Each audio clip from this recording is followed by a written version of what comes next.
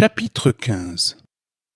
Aux alentours de la ferme Parker, de Reuter, État de New York, USA, 12 avril, dans la matinée.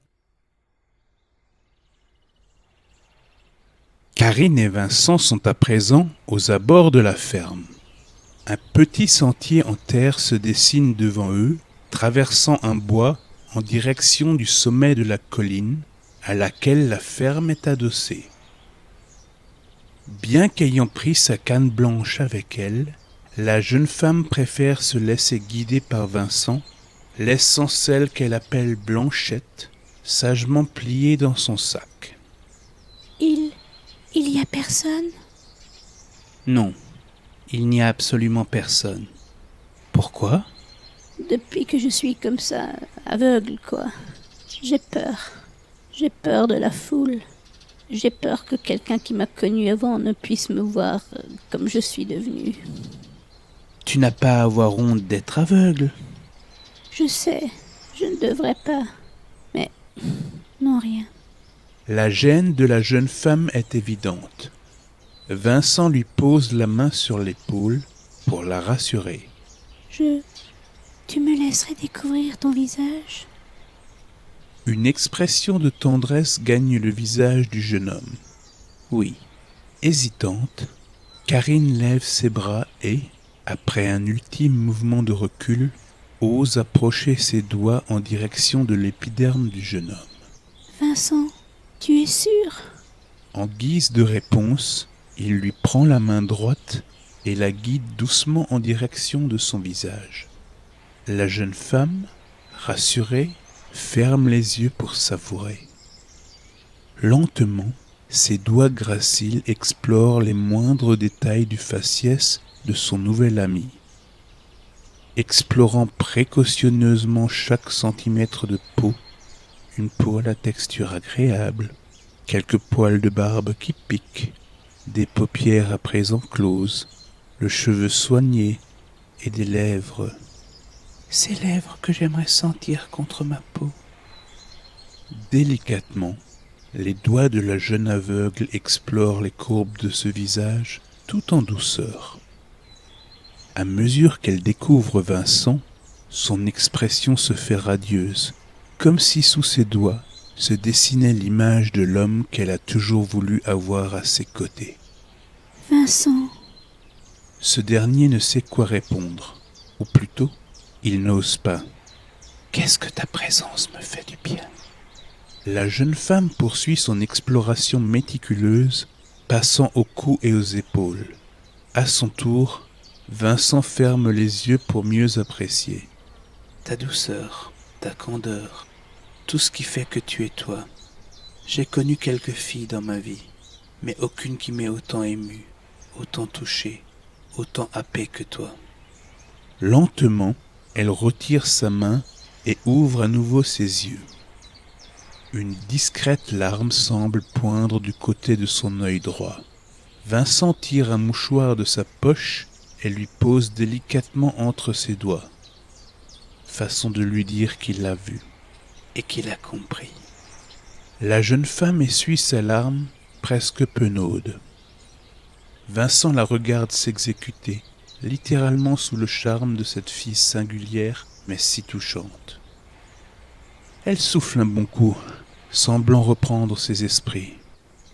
Dis-moi, je suis peut-être aveugle, mais j'ai bien vu que ça ne collait pas entre toi et mon beau-père. Perspicace, la fille. Disons qu'un rat doit savoir se faire petit lorsqu'il s'abrite dans la tanière de l'éléphant. Note : aux États-Unis, l'éléphant est le symbole du Parti républicain, l'éternel adversaire des démocrates. Karine esquisse un petit sourire complice. Tu sais, il n'est pas vraiment méchant. Il est juste un peu rustre. J'imagine bien qu'en tant que mec de la ville, tu dois avoir une image assez ringarde de nous autres à la campagne. Tu sais, il y a des imbéciles et des types bien partout. Ne t'en fais pas, Karine, ne t'en fais pas. À nouveau, elle a mis dans le mille. Imperceptiblement, La jeune femme serre un peu plus son étreinte autour du bras de Vincent. Vince, je peux t'appeler comme ça? Oui, bien sûr. Vince, qu'est-ce que tu vois? La jeune femme fixe le paysage de son regard éteint, tandis que Vincent commence à le lui décrire.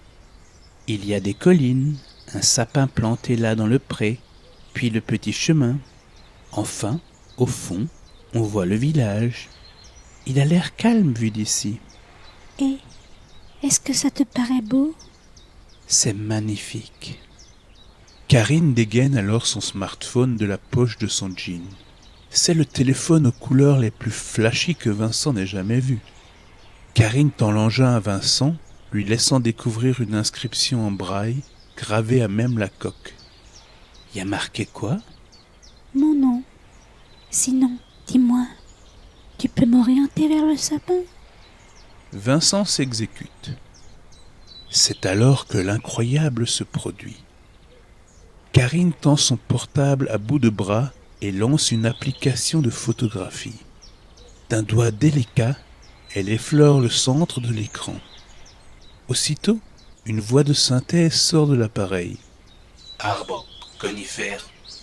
Sous les yeux stupéfaits de Vincent, Karine pivote légèrement sur sa gauche. Arbre, conifère, dans le tiers droit de l'image. Le doigt de la jeune femme effleure à présent le tiers gauche de l'écran du smartphone. Arbres nombreux et horizon, début de forêt, exposition correcte, horizontalité parfaite. Un gros bouton rouge apparaît au bas de l'écran, en même temps que résonne une petite clochette synthétique. Karine appuie vaguement sur le bouton. Aussitôt, le smartphone émet un nouveau bip, plus long et plus grave.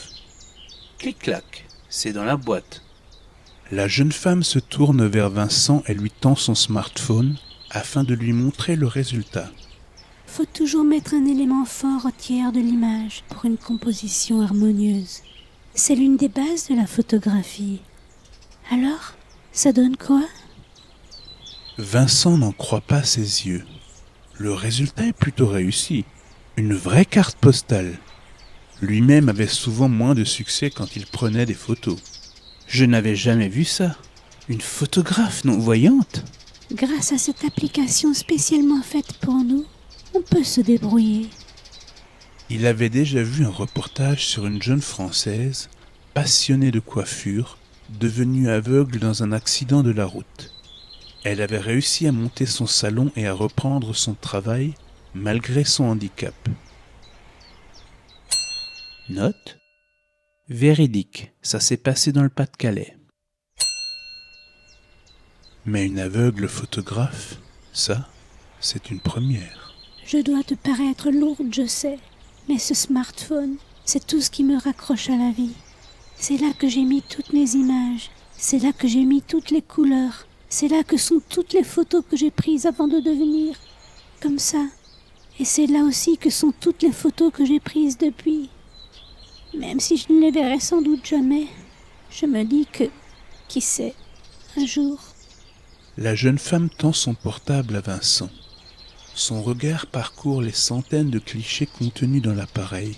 Il y a combien de mémoire là-dedans? Pas mal en effet. Et en plus, il est waterproof. Vincent s'arrête sur une image sublime, montrant des rochers au sommet d'une colline dans la lumière dorée du soir.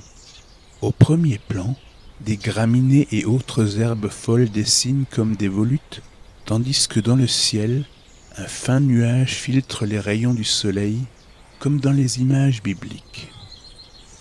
Une délicieuse atmosphère de douceur estivale émane de ce cliché aux teintes chaudes. C'est quoi cette photo? Décris-la moi. Le jeune homme s'exécute. Karine marque une pause et ferme ses yeux, tout en se pinçant la lèvre. C'est le plus bel endroit du coin. C'est une photo qui date du temps où j'avais encore mes yeux. Que c'était beau un soleil couchant vu de là-haut.